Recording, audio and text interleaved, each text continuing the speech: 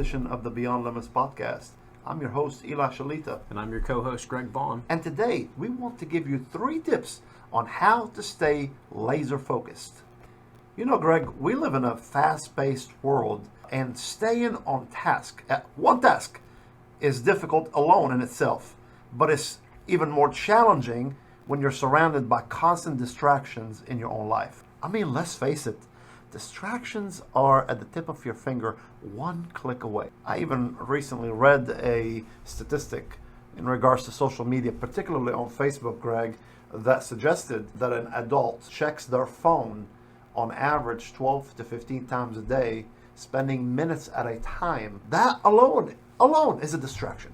Right, and actually that's true because I've seen it. People standing in grocery lines and they have to check their phone. They check the Facebook, they check messages, they check emails while they're standing in the grocery line. I've even seen it, Greg, where a couple's trying to have dinner at a romantic restaurant and the spouse are literally on their phone and would not get off of it to have any kind of connection with their significant other because they're too busy checking their phone. Right, and I've also had times where I've talked to several hundred people about technology, and where the fact that mid-sentence people would pull their phones out and be distracted from the conversation, and I spoke that to these several hundred people, and right after that I was talking with somebody, and again, mid-conversation, right after hearing me say that, mid-conversation, the man pulls his phone out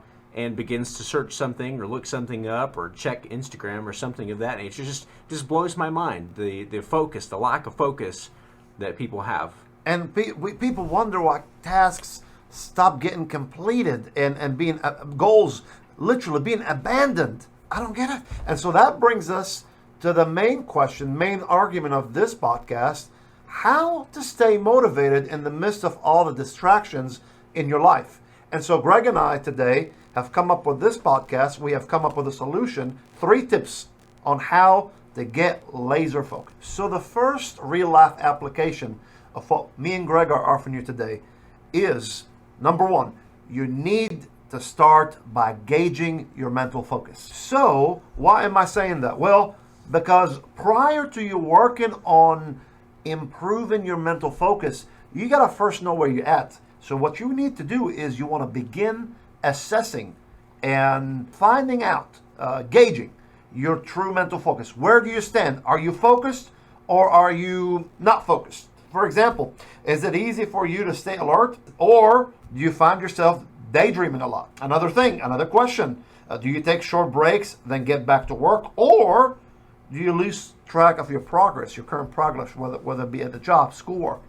You need to know where you're at. You need to know basically where you stand on being focused. Exactly, and you talk about gauges, and so that's a tool of measurement, and so I've got a gauge of sorts to be able to help you and apply to your life. So in my many years of general manager and customer service, working with people, just in general, I've seen a lot of people come and a lot of people go, a lot of employees, good employees and some not so good employees, employees that just couldn't stay focused. They were more worried about what was going on Facebook, what was happening on Instagram, who posted what, who was going to say what pictures of theirs got more likes, what pictures of theirs got shared.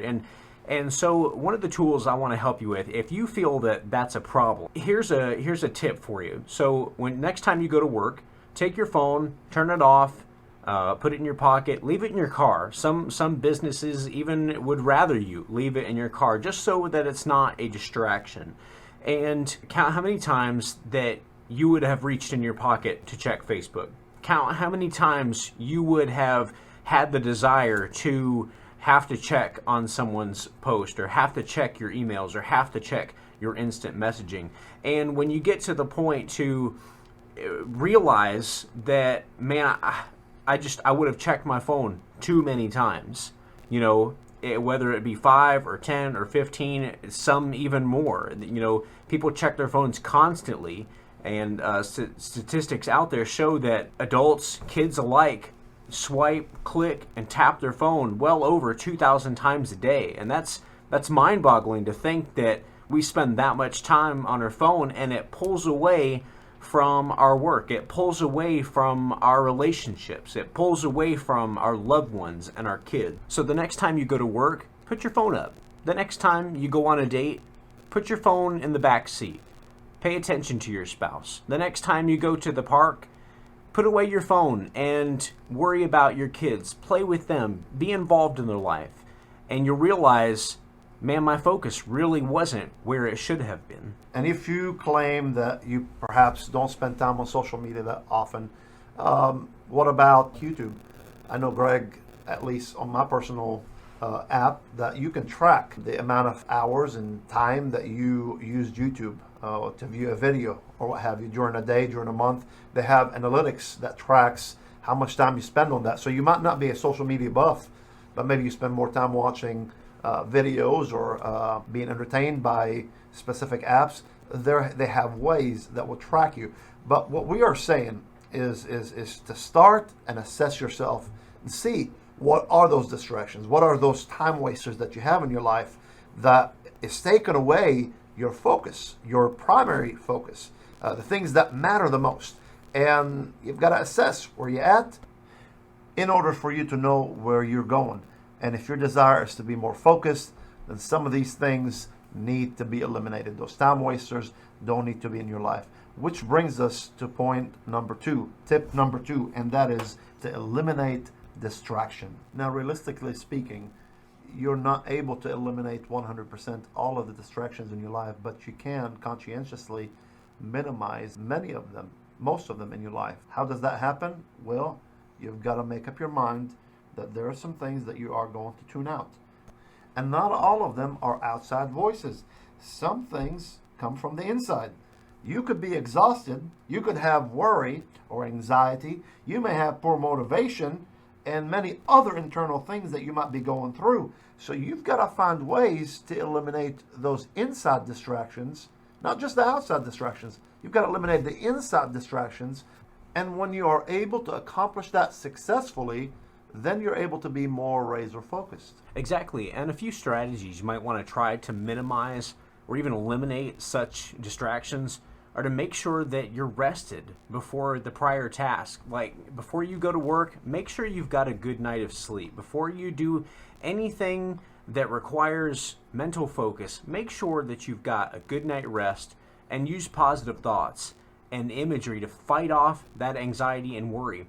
And if you find your mind wandering towards distracting thoughts, consciously bring your focus back to the task at hand. And this brings us to point number 3, and that is to focus on one thing at a time. I've got a lot of experience on multitasking, and sometimes it's just not easy. You know, one of the things that's required of us in fast food is that we have to be able to take orders, we have to be able to talk to somebody at the window while we're counting money, and it's a whole lot, and there's a lot expected of us.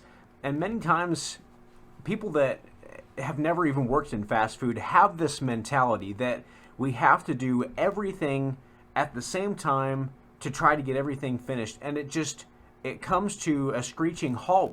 We come to a crashing stop because we're trying to focus on too many things. And I know this to be true because, especially in customer service, if I'm trying to take a customer's order and also I'm trying to pay attention to the customer at the window and I'm trying to count money, somewhere along the lines, there's only so much of myself that I can give away before the quality of customer service starts going downhill, before I lack the patience with customers, before I lose my attention with somebody at the speaker and I have to keep asking them, I'm sorry, what was that? I'm sorry, could you repeat that?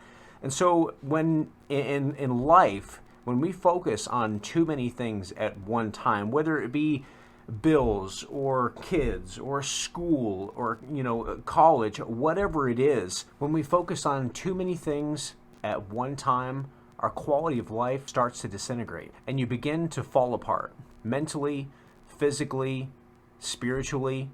You feel like you can't handle it anymore. And this is exactly what you're talking about, Greg. People start getting burnt out. what was once a promising life, promising career, all of a sudden is overwhelming us to the point where we cannot handle it any longer. So work on yourself.